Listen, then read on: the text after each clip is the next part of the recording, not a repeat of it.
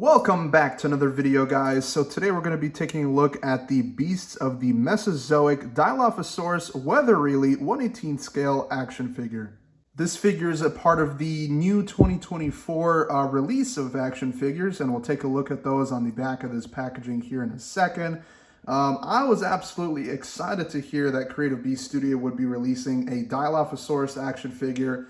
And well, it's here now, so let's go ahead and take a look at the packaging first before we do get this thing out of the box. So right away we get a look at the beautiful artwork right there in front of the packaging. I love these artworks on all the packaging, as well as the little cards that come with these dinosaurs. We'll take a look at the card here in a second as well. But yeah, so we have the Dilophosaurus name right there. We even see some, looks like different feet accessories already in there. And a gorgeous look at the dinosaur right away, right in front of you there. These are recommended for ages 15 plus. And there's a look at the side of the box. And here is the back of the box. So as I said, here are all the other different dinosaurs that you can get in the new series. So we see the Zuniceratops albino, the Allosaurus, and the Deinonychus, as well as the Smilodon, the first beast of the Cenozoic figure. And then we have another option here, which is the Utah Raptor. So that's another really cool little raptor figure. But on the back of the box, as we always see here, we have a really cool biography of this dinosaur, the specific dinosaur. And it kind of just talks about its history and all those interesting things. And then there's a look at the other side of the box, the top of the box, kind of the same thing all around, just the logos and stuff like that. And then there's the bottom of the box. So once again, these are new for the 2024 wave of figures. So I think it's an overall great packaging all the way around. Really pops nicely. And yeah, I think let's go ahead and get this thing out of the box. And for this video, I'll be using the Elite Edge Survival Knife. Absolutely gorgeous. Love the little core details all the way around there. Cool little stainless steel knife. So let's go ahead and get this box open here. Looks like just one piece of tape, and that shouldn't be an issue for the knife there. And the box should pop open like that. Really nice. And there we have a look at the card right away. So let's get this thing out of there. And here we have a look at the card. Of course, we have the instruction manual. And then a gorgeous, gorgeous card. Look at that, guys. So once again, we have that awesome artwork going on over there. And then we have the back of the card. So once again, it's biography. And yeah, an overall look at the gorgeous artwork once again. And a quick look at the instructions here. So it looks like it talks about all the different posabilities and how to attach the little feet accessories and how to assemble the little display stand. These are actually the brand new released display stands that a lot of people are liking that come with the 2024 figures. So really cool. We'll take a look at that in a second as well. And let's go ahead and slide this thing out of the box. Once again, we get a gorgeous look at the background display of the packaging, which you can also use to put on display with your figure. So nice little backdrop. I love that they include those. Let's see here. All right, I'm going to go ahead and get all the little twisty ties and zip ties off of this thing so we can get a closer look at all the little individual pieces that come with this figure. And here are all the pieces that come with the figure here. So you have the display stand with the arm and all the different little, all the little different configurations that you can kind of like pose it in. So these kind of help it rest onto the arm there nicely. So then we have all the other little feet accessories, as I mentioned earlier. And then the cool thing about the stand is that it comes with this little foam pad piece that you can stick to the bottom of the stand there to ensure it doesn't kind of move around or just kind of less sliding going on over there. So that's really cool. And then you have the tail and then the figure itself. So I'm going to go ahead and assemble the display stand, put the tail on the figure, and then we'll take a closer look at the overall paint job on the figure, and then we'll take a look at the articulation. All right, so taking a closer look at the figure here, guys, this thing looks absolutely amazing. I love the fur detail going on all around this figure. It's pretty interesting to see a Dilophosaurus with a fur coat, you know, compared to its Jurassic Park counterpart, right? It's just, I mean, this thing looks just so good all the way around. Gorgeous coloration right around in the face there. We have that blue crest with these interesting green striping going on. A really sharp eye with a light blue coloration, and we even have some little blue spots going around the face there.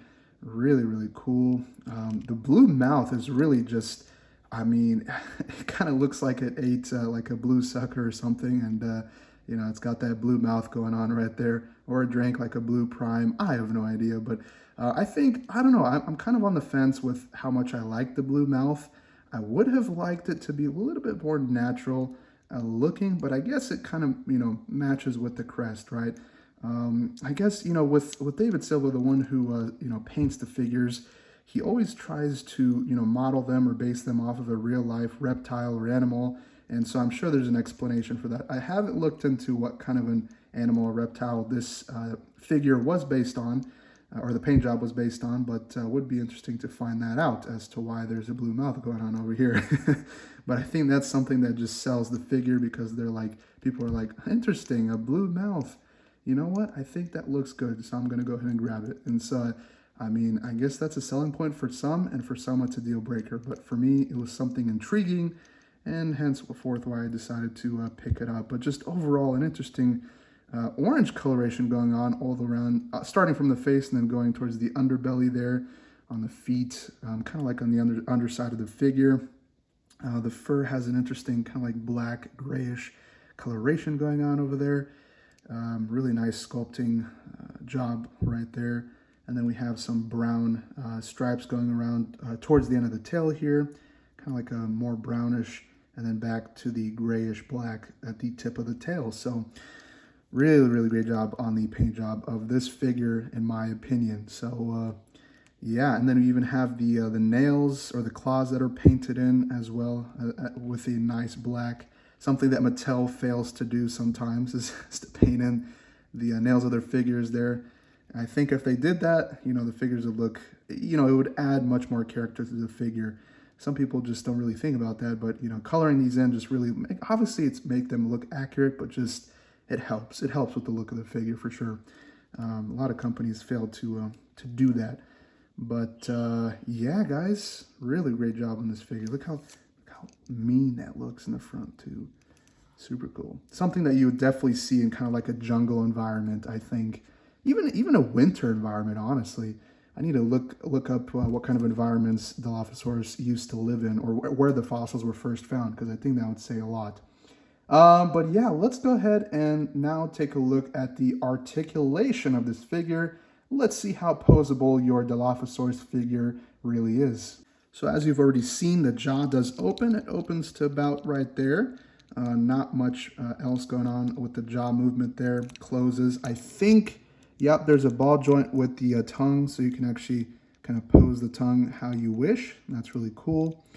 Let's see here. Let's take a look at the neck movement of this figure. So can go, ooh, that is some crazy movement, guys. We've seen this with the Allosaurus, and the same thing's going on with the Dilophosaurus with the improved articulation in the neck area. I mean, that is a lot of movement. You're not going to get that out of a Mattel figure, 100%. And then back the same way. Super cool. Let's see how far up it can go. That's really good. Look at that. Look how far up that goes. And then down a good bit. Of course, we do have that separation right there, but I mean, you don't really need to go down too much. That's good enough for sure. So really, really nice movement. And then got some side-to-side movement.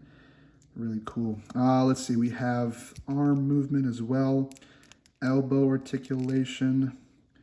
Even got some articulation in the hands. So you can pose it as you wish. That's really cool.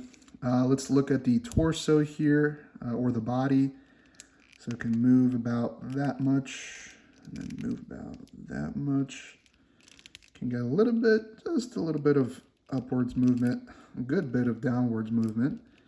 Looking at the legs here, so you can move it. You can't do the 360 on this because the leg kind of hits to right there, so you can't really do a full 360, but you can move it around a good bit forwards and then backwards.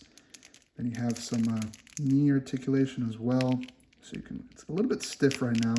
I definitely recommend dipping your figure in some warm water before you do this or attempt this, because I'm doing this.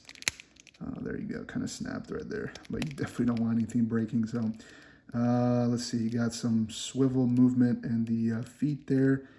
Then you got some articulation right there. I can move the foot down about. Oh, well, there you go, it pops off. That's a good thing, at least it pops off easily. Let's see how perfect. Okay, I like that. Don't worry, you're not gonna break your figure. They were meant to be moved around like that. So I do like the ease of how this popped off. So that's cool when you want to switch out your feet accessories there for sure. Looking at the tail, let's see here, how do I want to do this? Let's move it about that much. Really cool. Move it like that. Ooh, really good upwards movement. Really great downwards movement. And then it cuts off to about right there in that joint. And then all the rest of this is a bendy wire. So, ooh, look at that. So you can get some really good bending action with the rest of that tail. I love that they added that onto this figure. So really good job on articulation on their end. Let's see, can we move? Okay, so we can barely just about move the legs outward like that, which I think that's definitely some good movement outwards for sure.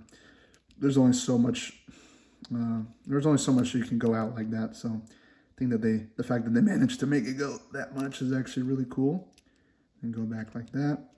And yeah, that's the articulation on the figure, guys. So overall, I'd give it an A+ on the articulation. Really cool. You can definitely pose your figure in many different ways, and I love that so much.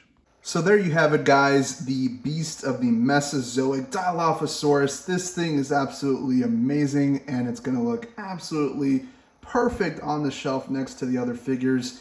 It's interesting and I don't have one with me, but it's interesting when you look at the scale of the Mattel Dilophosaurus from Jurassic Park versus the size of this Dilophosaurus from Creative Beast Studio, and both are actually 1/18 scale.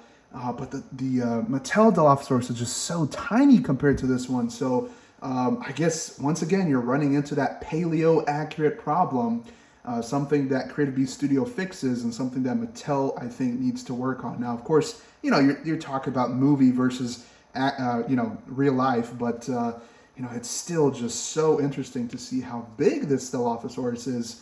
And I think it's just going to look great on the shelf, as I said just now. So, guys, I think that's going to do it for this video. Hopefully you enjoyed it. Stay tuned for the upcoming videos. I'm going to more than likely keep buying these things because they're so cool. And, yeah, guys, just make sure to like, comment, and subscribe if you're new here. And I'll catch you guys in the next video. Take care.